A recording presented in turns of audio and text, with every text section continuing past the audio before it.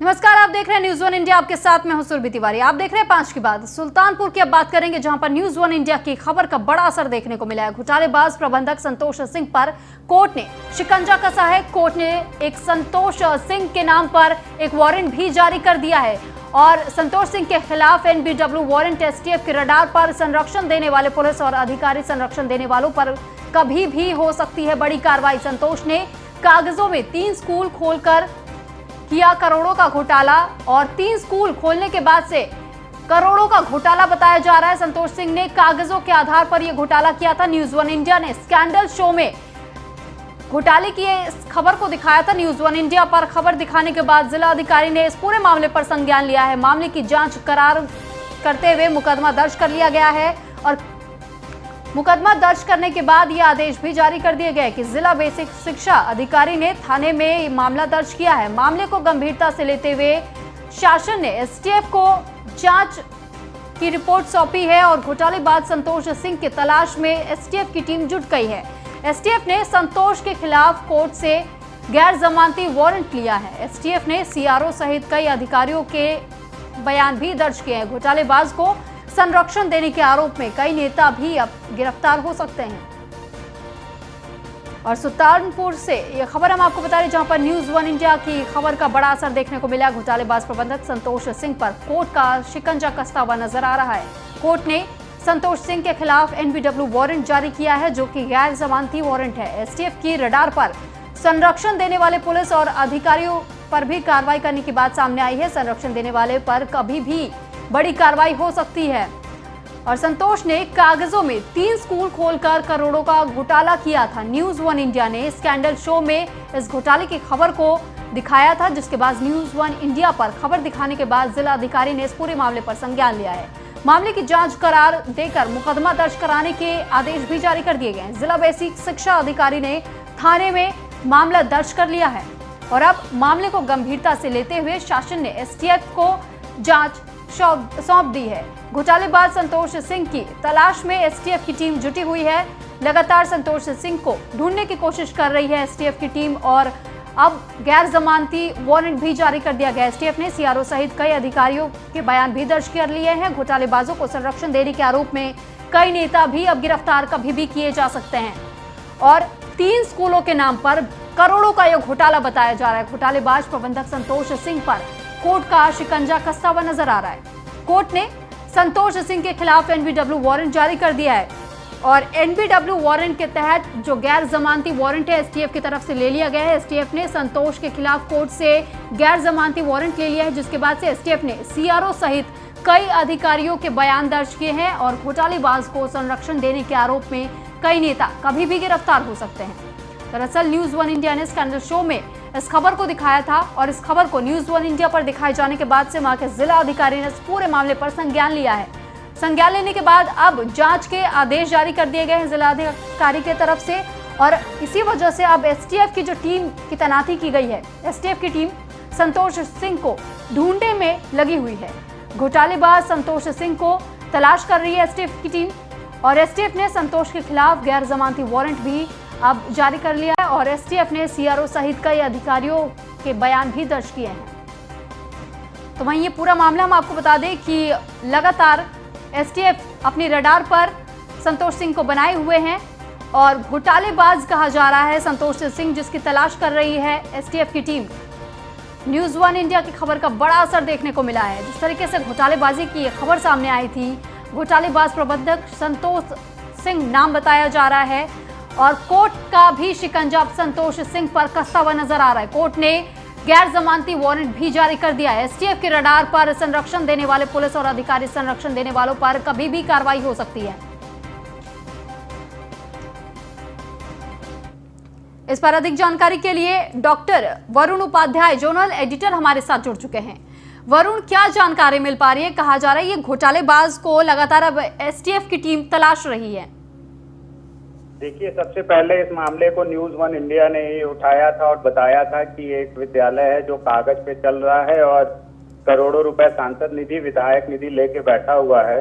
हालांकि कुछ समय तक स्थानीय प्रशासन और स्थानीय नेतागिरी की वजह से ये बचा हुआ था, मगर मामला उठाने के बाद एसटीएफ जो है हरकत में आई है और एसटीएफ ने कल छापेमारी की है, जिसमें ये संतोष सिंह जो कि अभियुक्त है फरार चल रहा है और भी जगह इसकी खोजबीन जारी है। न्यायालय ने एनबीडब्ल्यू भी जारी कर दिया है इसके लिए जी। और इसके विरुद्ध 419-20, 67-68, 406 में मुकदमा दर्ज है जी। तो लेकिन वरुण, यहाँ सवाल ये उठता है कि आखिर इतने लंबे समय से ये घोटालेबाज घोटाले कर रहा था, तो क्या इस बात की जानकारी जिला अधिकारी को पहले से नहीं थी? देखिए, इसमें सिर्फ संतोष सिंह ही दोषी नहीं है, इसमें तमाम वो भी अधिकारी दोषी हैं जिन्होंने फर्जी तरीके से स्कूल को मान्यता दी। मुख्य विकास अधिकारी इसमें दोषी हैं जिन्होंने सांसद निधि, विधायक निधि रिलीज कर दी और पता नहीं किया कि ये पैसा कहाँ गया, विद्यालय बना या नहीं बना, उसका कहीं किसी तरह से सुपरविजन नहीं किया गया और ये फरार है। उसके पीछे बहुत बड़ा कारण है कि स्थानीय पुलिस कोऑपरेट नहीं कर रही है जी। शुरू में भी जब मामला दर्ज हुआ तो काफी दिनों तक ये सबकी पकड़ में था, उस दौरान इसकी गिरफ्तारी नहीं की गई और इंतजार किया जा रहा था इसके फरार होने का और अभी वही हुआ। जी वरुण, लेकिन जिस तरीके से अभी आपने भी कहा कि जब प्रामाणिकता देने के लिए जब इन 3 स्कूलों के नाम पर उसे कई जगह पे दस्तखत भी करने पड़ सकते होंगे या फिर कई ऐसे तमाम दस्तावेज भी पेश करने होंगे, तो क्या उस वक्त भी जिला अधिकारी के नजर पर ये वाकया नहीं आया कि एक ये घोटाला हो सकता है और आगे चल के ये बहुत बड़े घोटाले के तौर पर सामने आ सकता है? ये बहुत बड़ा घोटाला है ही। इसमें एक बहुत आश्चर्य की बात यह है कि 15 साल से जिस प्रिंसिपल के नाम पे सैलरी निकल रही है और पैसा निकल रहा है, उनको मरे हुए लगभग 15 साल से ज्यादा का समय हो चुका है जी। यानी ये माना जा सकता है वरुण कि इसमें बहुत से लोग ऐसे हैं, नामी लोग इसमें शामिल हो सकते हैं इस स्कैंडल में।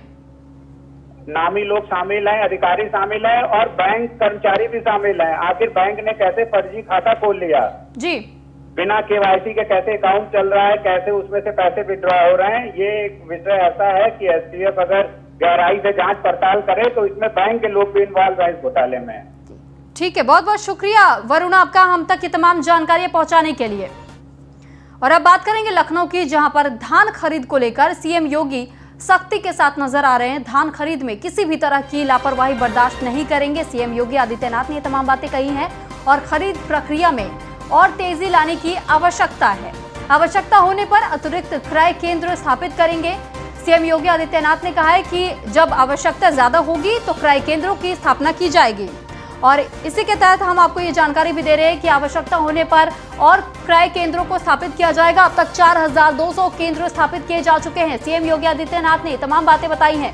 किसानों को 72 घंटे के अंदर अब भुगतान किया जाएगा और धन क्रय प्रक्रिया की गहन मॉनिटरिंग भी करने के निर्देश जारी कर दिए गए हैं। कृषि उत्पादन आयुक्त खुद हर दिन समीक्षा करेंगे। सीएम योगी आदित्यनाथ ने कृषि उत्पादन आयुक्त को ये निर्देश जारी कर दिए हैं कि वो खुद ही समीक्षा करेंगे। जो धान क्रय केंद्रों की स्थापना की जा रही है उसका खुद समीक्षा करने के लिए कृषि उत्पादन आयुक्त को कहा गया है और धान खरीद केंद्रों पर मनमानी नहीं होनी चाहिए। सीएम योगी आदित्यनाथ ने इस बात को भी स्पष्ट कर दिया है कि धान खरीद केंद्रों में जिस तरीके से हर बार ये खबरें सामने आती रहती है कि मनमानी का भी मामला देखा जाता है, लेकिन इस बार सीएम योगी ने ये साफ तरीके से चेतावनी जाहिर कर दी है कि धान खरीद केंद्रों पर अब आगे से मनमानी नहीं होनी चाहिए और खुद ही इसकी समीक्षा करने के लिए कृषि उत्पादन आयुक्त को कहा गया है। सीएम योगी की तरफ से धान क्रय प्रक्रिया की मॉनिटरिंग भी की जाएगी समय समय पर और गहन मॉनिटरिंग की जाएगी। इसके भी निर्देश जारी किए गए हैं सीएम योगी आदित्यनाथ की तरफ से। किसानों को 72 घंटे के अंदर ही भुगतान किया जाएगा। धान खरीद में किसी भी तरीके की लापरवाही अब नहीं बरती जाएगी।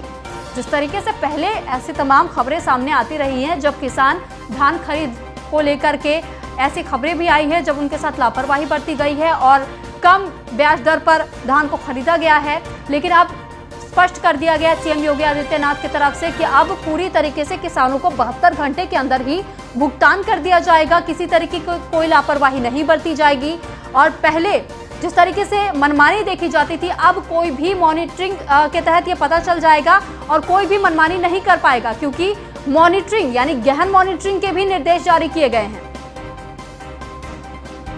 इस पर अधिक जानकारी के लिए विशेष संवाददाता राहुल श्रीवास्तव हमारे साथ जुड़ चुके हैं। राहुल, जिस तरीके से सीएम योगी आदित्यनाथ ने सख्त निर्देश तो जारी कर दिए हैं, तो क्या लगता है कि क्या ये जमीनी स्तर पर इसका पालन पूरी तरीके से हो पाएगा? देखिए, निश्चित तौर पर जिस तरह से न्यूज़ वन इंडिया ने अपने दस्तों खबर दिखाई थी किस तरह से धान खरीद में किसानों के साथ वहां पर लापरवाही हो रही है, उनको कई कई दिन तक उनको लाइन में इंतजार करवाया जा रहा है। इस पूरे मामले को लेकर सीएम योगी आदित्यनाथ बेहद गंभीर है। उन्होंने किसी भी स्तर पर लापरवाही बर्दाश्त नहीं करने के निर्देश दिए हैं। जो समर्थन मूल्य है उसी के तहत किसानों से धान खरीदने के साथ साथ सीएम योगी आदित्यनाथ ने निर्देश दिए और इससे वर्ष की अपेक्षा अब तक 1.5 गुना ज्यादा धान क्रय किया जा चुका है। इसको अधिकारियों ने सीएम को बताया, लेकिन इसके बावजूद सीएम ने निर्देश दिए कि किसानों के हितों को ध्यान में रखते हुए उनकी जो खरीद प्रक्रिया है धान की, उसमें और तेजी लाई जाए। तो कहीं ना कहीं धान खरीद में जिस तरह शिकायतें आ रही थी, जिस तरह किसान परेशान था, उसको सीएम योगी आदित्यनाथ ने संज्ञान लिया पूरे मामले का और इस पर आवश्यक कार्रवाई करने के निर्देश दिए हैं। जी, तो यानी राहुल, अब जिस तरीके से सीएम योगी के निर्देश पर यह कहा जा रहा है कि अधिकारियों को ही कहा गया कि वो खुद ही जाकर के इन सभी चीजों की समीक्षा करेंगे, तो क्या लगता है कि वाकई ये जमीनी स्तर पर इसका पालन किया जाएगा और वाकई जो अधिकारियों को इसके निर्देश जारी किए गए हैं वो जमीनी स्तर पर उतर करके समीक्षा करने के लिए जाएंगे? देखिए, निश्चित तौर पर लगातार योगी आदित्यनाथ ने इस तरह का एक्शन लिया, माना जा रहा है कि अधिकारियों को उन्होंने सख्त लहजे में सभी जिलों के जो जिलाधिकारी हैं उनको एक मैसेज दिया है कि जो किसानों के हितों को ध्यान में रखते हुए उनकी धान खरीद की जाए। लगातार केंद्र सरकार की बात करें, प्रदेश सरकार की बात करें, लगातार वो किसानों के हित काम कर रही है। तो ऐसे में जिस तरह धान खरीद की समस्या आ रही है, माना जा रहा है कि सीएम इसको लेकर अगर लापरवाही बरती गई तो बहुत बड़ा भी एक्शन ले सकते हैं। लेकिन फिलहाल उन्होंने आज चिताया है सभी अधिकारियों को कि धान खरीद में कतई लापरवाही न बरते, किसानों के हितों का ध्यान रखें। राहुल, अगर यहाँ पर ऐसा भी देखा जाता है कि कई बार मनमानी के मामले भी सामने आए, तो अगर एक बार फिर कहीं से भी मनमानी करने की अगर खबर सामने आती है तो किस तरीके की कार्रवाई करने की बात कही जा रही है? देखिए, निश्चित तौर पर जो सीएम योगी आदित्यनाथ की कार्यशैली है वो तुरंत ऐसे अधिकारियों के खिलाफ जो लापरवाही बरतते, बार बार चेतावनी देने के बावजूद भी नहीं सुधरते, शासन की मंशा के अनुरूप काम नहीं करते हैं, उनको सीधे निलंबन का रास्ता सीएम योगी आदित्यनाथ की सरकार पे दिखाया जा रहा है। इस तरह के कई जो घटनाएं वो सामने आई है, जो अधिकारी लापरवाह है उनको निलंबित कर दिया गया तत्काल प्रभाव से। और माना जा रहा है कि अगर इस धान खरीद में भी किसी लापरवाही सामने आए तो तत्काल प्रभाव से उसको निलंबित करने की कार्रवाई की जाएगी। वैसे सीएम योगी आदित्यनाथ इस पूरे मामले को लेकर गंभीर है। जी ठीक है राहुल, आप हमारे साथ बने रहिएगा और ये जानकारी हम अपने दर्शकों को दे दें। जिस तरीके से खरीद प्रक्रिया को लेकर के तेजी लाने की बात कही है सीएम योगी आदित्यनाथ ने, और ये भी कहा है सीएम योगी ने कि जितनी पहली मनमानी की जाती थी, जिस तरीके से मनमानी की खबरें सामने आती रहती थी, अब उस तरीके की लापरवाही नहीं बरती जाएगी और अगर कोई मनमानी करते हुए पाया गया तो उसके खिलाफ कड़ा एक्शन लिया जाएगा और 72 घंटे का वक्त दिया जाएगा सभी को, ताकि वो किसानों को भुगतान कर सके। और लखनऊ में सीएम योगी ने टीम 11 के साथ बैठक की है। बैठक में सीएम योगी ने अधिकारियों को निर्देश जारी किए। कोविड-19 से बचाव के लिए लोगों को जागरूक करने को सीएम योगी आदित्यनाथ ने कहा है। कोविड-19 के गाइडलाइंस का पालन करने को भी कहा गया है और पालन करने के लिए लोगों को प्रोत्साहित किया जाए। गाइडलाइंस के नाम पर उत्पीड़न बर्दाश्त नहीं किया जाएगा। विवाह समारोह में कोविड-19 के गाइडलाइंस का पालन किया जाए। प्रदेश में शादी समारोह में बैंड बजाने, डीजे बजाने पर कोई रोक नहीं होगी। सीएम योगी आदित्यनाथ ने तमाम बातें कही हैं और कोविड-19 के 1.5 लाख से 1,75,000 टेस्ट अप्रोच किए जा चुके हैं। सीएम योगी आदित्यनाथ ने इस बात की भी जानकारी दी है कि अब तक डेली ऐसा हो रहा है कि 1.5 लाख टेस्ट किए जा रहे हैं, या फिर अब तक के जो कुल आंकड़े बताए जा रहे हैं जिनकी टेस्टिंग हो चुकी है, 1,75,000 से ज्यादा लोगों के टेस्ट किए जा चुके हैं। 40% टेस्ट RT-PCR विधि से और 60% रैपिड एंटीजन विधि से हुआ है। और इस पर अधिक जानकारी के लिए राहुल श्रीवास्तव हमारे साथ बने हुए हैं, विशेष संवाददाता हैं वो। और राहुल, मैं आपसे जानना चाहूंगी, जिस तरीके से सीएम योगी आदित्यनाथ की तरफ से बड़ा कदम लिया गया है, हर रोज 1.5 लाख से ज्यादा कहा जा रहा है कि टेस्टिंग की जा रही है, तो क्या लगता है कि यूपी में कोरोना संक्रमण जिस तरीके से फैल रहा है उस पर काबू पाया जा सकता है? देखिए, शायद यही वजह रही है कि 23 करोड़ की आबादी वाला जो उत्तर प्रदेश है वहां पर कोरोना को लेकर हालात काफी कुछ काबू में, उसका सबसे बड़ा जो क्रेडिट जाता है वो सीएम योगी आदित्यनाथ को जाता है। लगातार डे 1 से जिस तरह से उन्होंने फ्रंट फुट पर आकर तमाम जो चीजें संभाली है, उसकी वजह से उत्तर प्रदेश जैसे बड़े राज्य में कोरोना संक्रमण पर काबू पाया जा सका है। यहाँ पर उस संख्या में मामले नहीं है जो बाकी अन्य राज्यों में सामने आए हैं। लगातार टेस्टिंग की संख्या को बढ़ाने पर उन्हें जोर दिया है। उत्तर प्रदेश पहला ऐसा राज्य था जिसने सबसे ज्यादा टेस्ट बहुत कम समय में किए थे और अभी भी सबसे ज्यादा टेस्ट उत्तर प्रदेश कर रहा है। शायद यही वजह है कि यहाँ पर जो कोरोना पीड़ित है उनकी तुरंत कॉन्टैक्ट ट्रेसिंग होती है और तुरंत सभी को उपचार दिया जाता है। रिकवरी रेट के मामले में भी उत्तर प्रदेश की स्थिति काफी अच्छी है। ये तमाम चीजों को लेकर सीएम योगी आदित्यनाथ ने निर्देश दिया। इसके अलावा जो इस समय शादियां हो रही हैं उसमें किसी तरह की कोई परेशानी ना हो, इसको लेकर टीम 11 की बैठक में सीएम योगी आदित्यनाथ ने निर्देश दिए हैं। ज्यादा से ज्यादा लोगों को सहूलियत मिल सके, किसी का उत्पीड़न ना हो, टीम 11 की बैठक में इसमें निर्देश दिए गए हैं। जितने भी जो सेंटर बने हैं कोविड सेंटर, उसका नियमित रूप से निरीक्षण किया जाए, किसी प्रकार के उपचार की कोई व्यवस्था ना हो। ये तमाम चीजें टीम 11 की बैठक में सीएम योगी आदित्यनाथ ने अधिकारियों को निर्देश दिए हैं। ठीक है, बहुत बहुत शुक्रिया राहुल तमाम जानकारी हम तक पहुंचाने के लिए।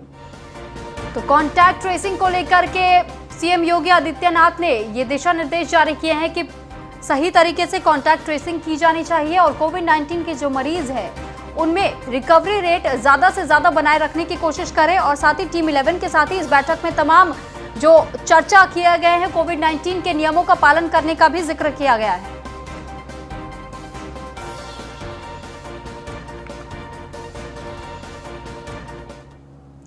और कोविड-19 के नियमों की धज्जियां उड़ा रही है हरदोई पुलिस। ऐसी एक खबर हरदोई की हम आपको बता रहे हैं जहां पर हरदोई की पुलिस कोविड-19 के नियमों की धज्जियां उड़ाती हुई नजर आई है। बिना मास्क के बाजारों में घूम रहे हैं पुलिस कर्मचारी।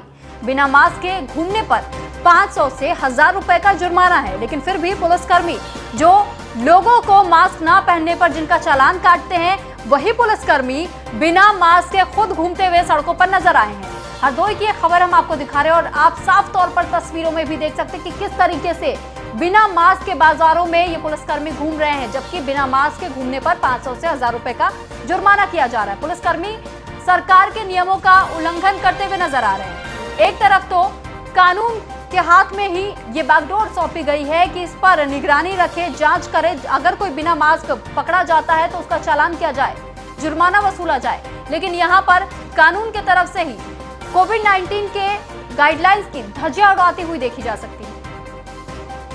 और इस पर अधिक जानकारी के लिए नसीम खान हमारे संवाददाता हरदोई से हमारे साथ जुड़ चुके हैं। नसीम, हरदोई की ये खबर बताई जा रही है जहां पर पुलिस कर्मियों की तरफ से बड़ी लापरवाही देखी गई है। बिना मास्क पहने वो खुलेआम घूम रहे हैं। लगता है हमारा संपर्क नसीम से इस वक्त टूट गया है। हम उनसे संपर्क करने की कोशिश करेंगे, लेकिन ये जानकारी हम आपको दे दें कि हरदोई में ऐसी तस्वीरें सामने आई है जहां पर कोविड-19 के नियमों की धज्जियां उड़ाते हुए कानून खुद नजर आ रही है। बिना मास्क के बाजारों में घूम रहे हैं पुलिसकर्मी।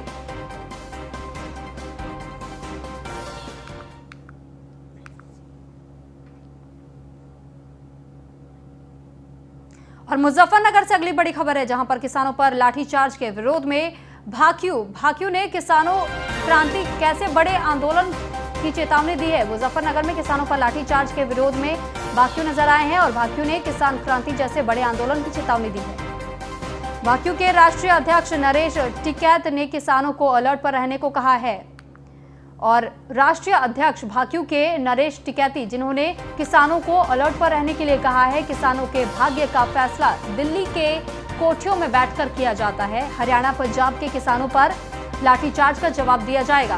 भाकियू की तरफ से यह कहा गया है कि जिस तरीके से लाठीचार्ज किया गया है किसानों पर, हरियाणा पंजाब के किसान जब दिल्ली कूच करना चाह रहे थे तो उस दौरान उन पर लाठीचार्ज किया गया, तो इसी का जवाब देने की बात कह रहे हैं। और हरियाणा पंजाब में किसानों पर लाठीचार्ज हुआ था, जिसके बाद से उन्होंने कहा है कि इसका भी जवाब दिया जाएगा। किसानों के भाग्य का फैसला दिल्ली की कोठियों में बैठकर किया जाता है। मुजफ्फरनगर से ये खबर हम आपको बता रहे हैं। भाकियू ने किसानों क्रांति जैसे बड़े आंदोलन की चेतावनी दी है और भाकियू के राष्ट्रीय अध्यक्ष नरेश टिकैत ने किसानों को अलर्ट पर रहने को कहा है। भाकियू के राष्ट्रीय अध्यक्ष नरेश टिकैत ने कहा है कि जिस तरीके से लाठीचार्ज किया गया है इसका जवाब भी दिया जाएगा।